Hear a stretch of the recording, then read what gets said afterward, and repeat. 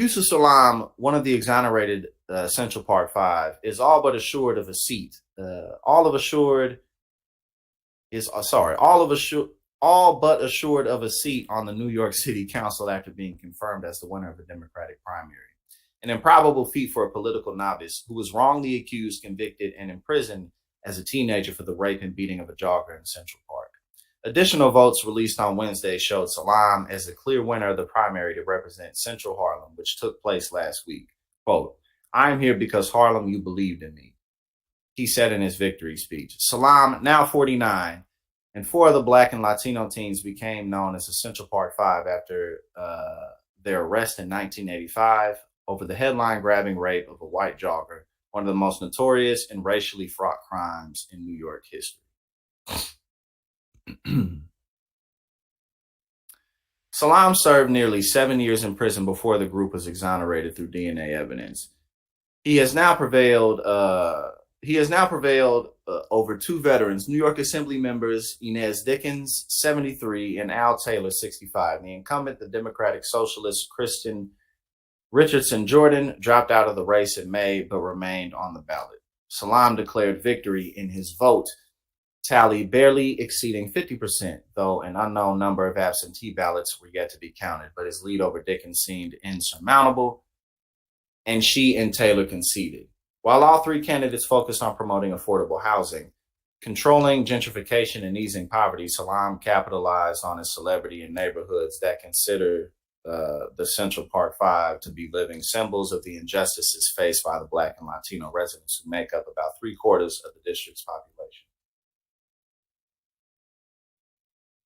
And one of the things, or rather, one of the biggest benefits that anybody has who has some type of strong name recognition or strong platform of or influence of any kind is how many people they can bring from outside of the kind of general voters, the general political base, how much influence they can have in extending the ballot and really helping to push things forth. So I don't know exactly what kinds of policies Yusef is on board for, but I can imagine that they're reasonable and in line with criminal justice reform, drug reform, things along those lines.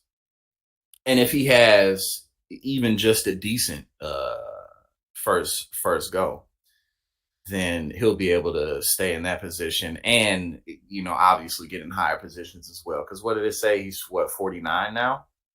That's really, that's pretty young, especially politically speaking. Let me get that right. Did it say 49?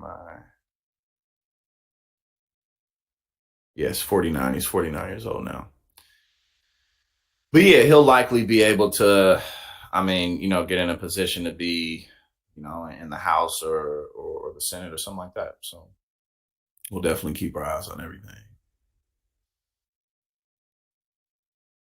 Hold on, what'd you say?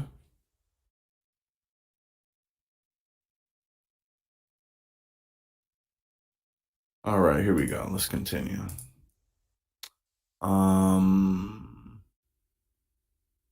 While all three candidates focused on promoting affordable housing, controlling gentrification, and easing poverty, Salaam capitalized on his celebrity in neighborhoods that consider the Central Park Five to be living symbols of the injustices.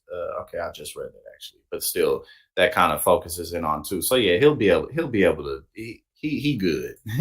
he good. He'll be able to be in there for a long time. Zombie Windwa said she voted for Salaam because he is, quote, a new face, not because of the injustice in his past. Quote, "I've heard him talk. He seems to be talking about the things I care about. Ultimately, that's what matters, obviously. Policy positions, that's ultimately what matters. But name recognition and the brand, that goes a long way too. Both of them together, But further, Salaam's status as a member of the Central Park Five was a motivating factor. He comes from the neighborhood, and he was incarcerated, then turned himself around, Carnation France said. He's trying to do something for the people. Salaam's lack of experience in public office might have worked in his favor.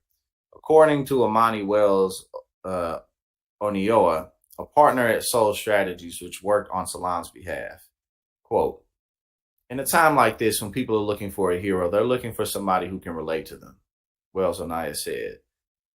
Oinaya said, I think people saw him as a survivor. He was vindicated, and the system eventually ended up working out for him. Salaam moved to Georgia after he was released and became an activist, speaker, author, and poet. He returned to New York in December.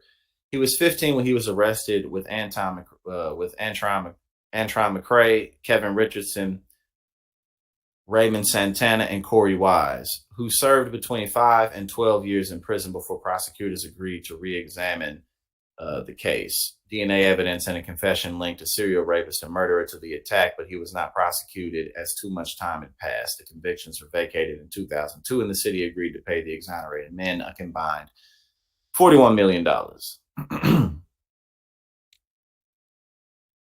Couple more paragraphs. In 2012, a Ken Burns documentary, The Central Park Five, rekindled public attention. In 2019, a TV miniseries, When They See Us, drew attention again just before the Black Lives Matter movement launched in response to the killing of George Floyd by a Minneapolis police officer. Burns and his co-directors applauded Harlem voters for electing a man who has dedicated his life to reconciliation. Donald Trump, who in 1989 placed ads, reconciliation. Yeah. For some reason, redemption flashed in my mind. That's why I paused. I was like, but yes, reconciliation is definitely the right word. Redemption would have been the wrong word, but that was on me. Donald Trump, who in 1989 placed ads in 4 newspapers demanding bring back the death penalty for the Central Park Five, later refused to apologize because he's a real man. Real men never apologize. Even when we wrong, we don't apologize because that's it. You know what I'm saying? For the Central Park Five, later refused to apologize, saying all 5 pleaded guilty, a reference to coerced confessions. Obviously, I'm joking, and y'all know that. But again, it's so easy to apologize when you know you're wrong because it's like the right thing to do, and you want to do better next time. It's just so funny how like so much of what is considered masculinity, especially in these online spaces, and these online spaces got Donald Trump in office. Cowardice and insecurity is what they consider masculinity. Salaam reminded voters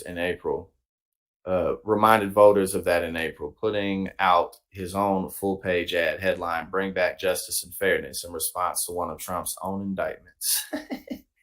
I didn't know he did that, but that's good. He brought Bring Back Justice and Fairness to one of Trump's indictments, not Trump's indictment, one of Trump's indictments.